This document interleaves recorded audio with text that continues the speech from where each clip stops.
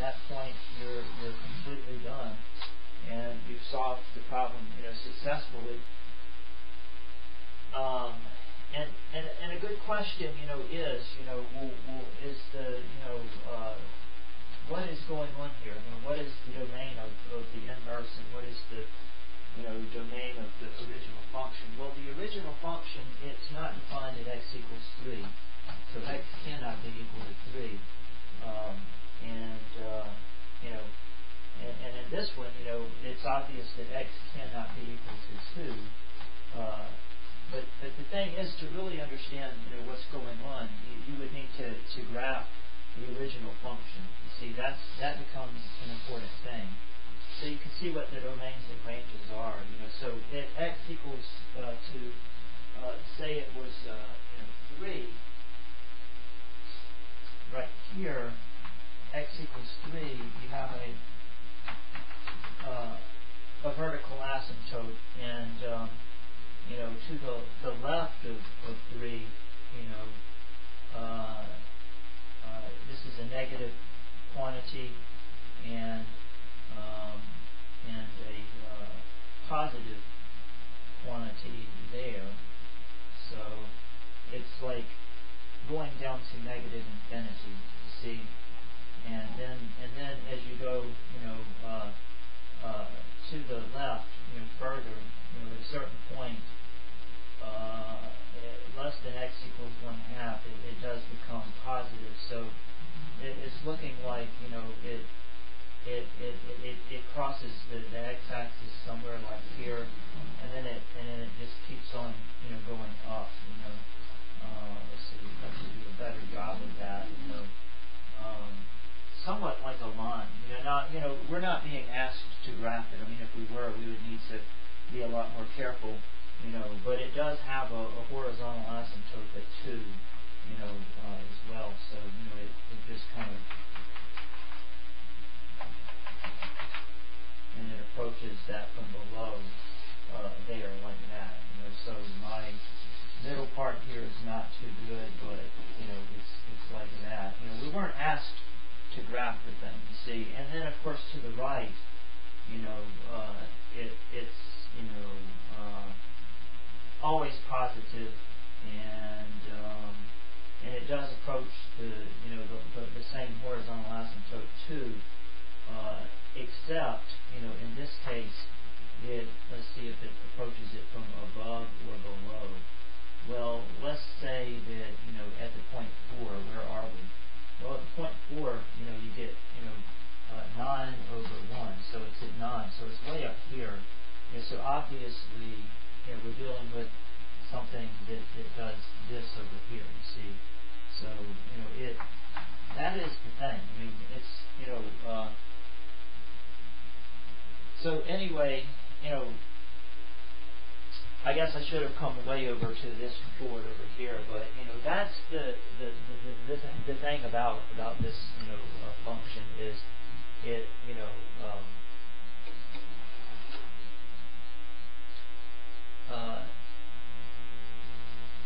the function itself, is, we found, the inverse of it, and we're just, trying to verify, what's really going on, with regards to the function,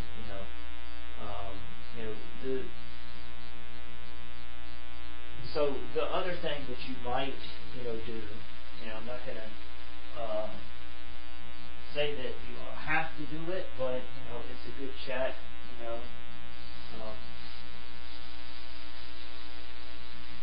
Just to make sure that you didn't make any mistakes, you should be able to show that if you take f of f in, well, you take f inverse of f of x, you get back x. See, that's a property that you should be able to, be able to show. F inverse, that's the inverse. F negative 1 of f of x is equal to x. Or the other way. So let's try that. What is f inverse of f of x? Well, it's f inverse of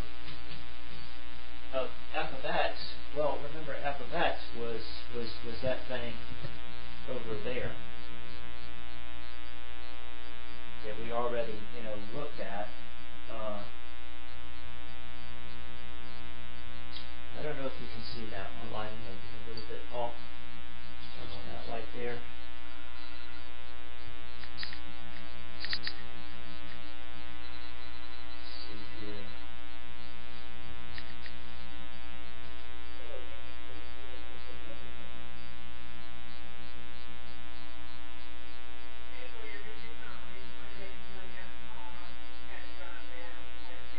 Anyway, I don't know if you can see. It's f of x equals 2x plus 1 over x minus 3. So, that is, so all that we have to do is just go back over here and plug in, f inverse of x, so f 2x plus 1 over x minus 3, just like that. And now we have to apply f inverse to that. Well, remember f inverse was we are everywhere you see. Just go right here.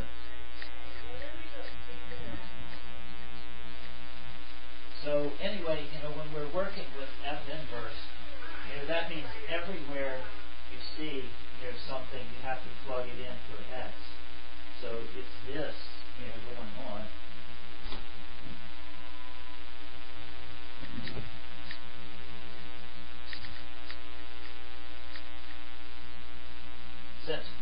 Since f inverse is equal to, from the other board, it's equal to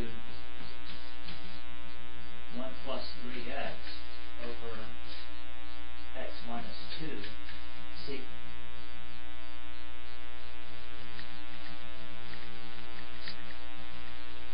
since that's the case, that means everywhere, that we see, we have to plug in this quantity, this orange quantity that I've got circled. Everywhere you see an x, you have to plug it in. Everywhere you see an x.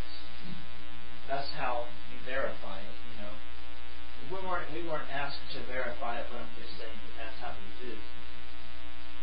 If you want to be sure that you got the answer right. So, you probably don't want to do it, I'll be honest. You don't need to do it, but it should work, because if it doesn't work, then, something, is wrong with your mathematics. And you should have enough confidence, to not be afraid to do a check like this, if necessary.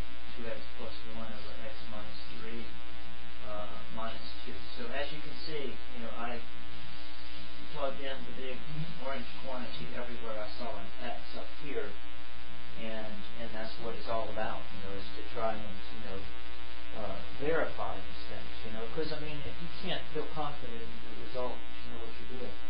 This thing needs to come out to be what? It needs to come out to be x.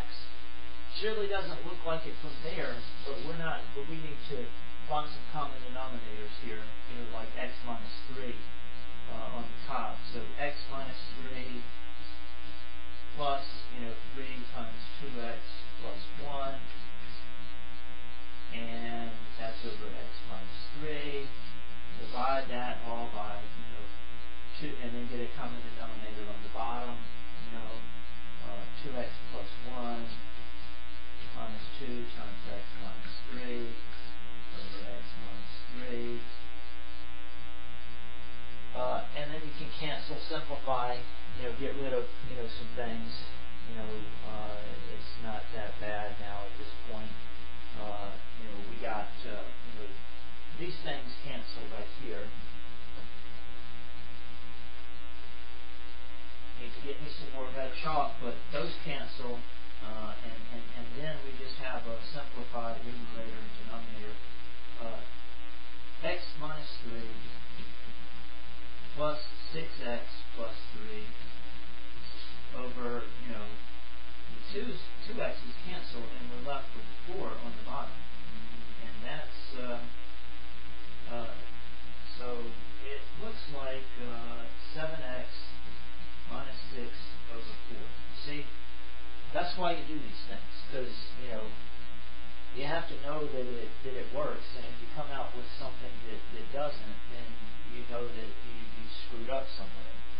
See, that's that's why you do it, to double check, the work. So you look at it and say, well, gee, that's certainly not equal to x.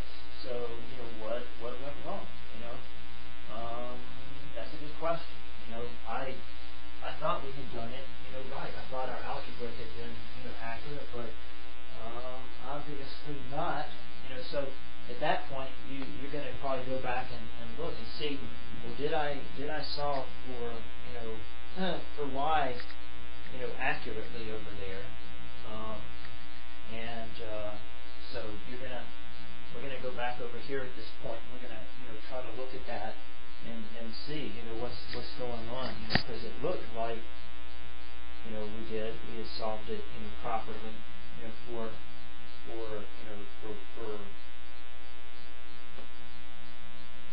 we solved for y. We switched and we solved for y.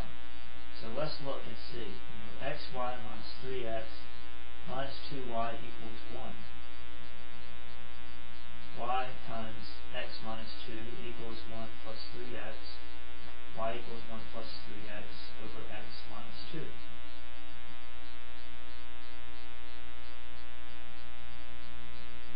And see, this is the thing, that I wanted to do. I mean, while we're working on this, why was why f inverse could not be defined at x equals to negative 2. If you remember, I had mentioned that, and the reasoning behind that was that f inverse it goes from the domain of from the range of f into the domain of f, and you see the domain of the range of f was not defined at 2, but was defined everywhere else. So that's why it couldn't have been defined at x equals to 2. While the original function f, and now the range of f inverse will not contain the point 3, because the domain of f doesn't contain the point 3. So it makes sense from that perspective, but I think we did our algebra correctly here. I mean, I surely don't see anywhere where we screwed this up. 2x plus 1 over x minus 3. I sure don't.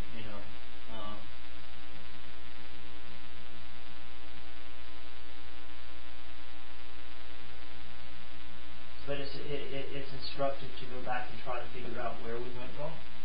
So I still stand by this. I really do. I think that is the inverse, but we just have to go back to our board over here and try and figure out why we messed up. Why it's not working out as we had expected it would. Well, f of x is equal to 2x plus 1 over x minus 3. That is true, and f inverse is 1 plus 3x over x minus 2. So the thing is, 1 plus 3 times, okay, that looks okay to me, and then we substitute it in. We're just substituting in the orange thing into everywhere we see x in the f inverse. So that can't be that we did anything wrong, up to that point. But before we go and try to figure out what we did wrong, let's just go over here and try to do a similar thing. To say, what about f of f inverse of x? What should that be? Well, it should certainly be x. So this time we're not putting the f inverse first. We're putting it second. See, there we put it first. This time we're putting it second, and we're doing the same thing. Well, f of 1 plus